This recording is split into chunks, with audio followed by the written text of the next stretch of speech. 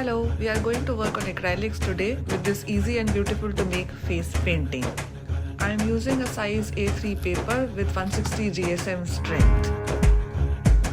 As you can see, I have made a quick rough sketch which gives me an outline for coloring. To maintain the strength of acrylic paint, do not add too much water.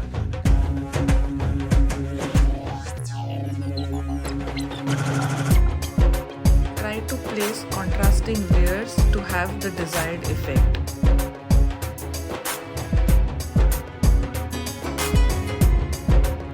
Acrylic paint dries out quickly, so you have to work at a certain pace so that the paint looks smooth.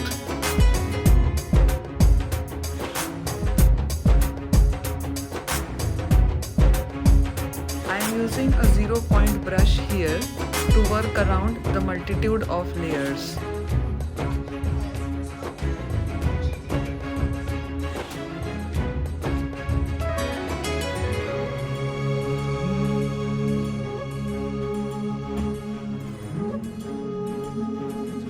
Because of the use of acrylics, the finished painting looks serene and intense at the same time.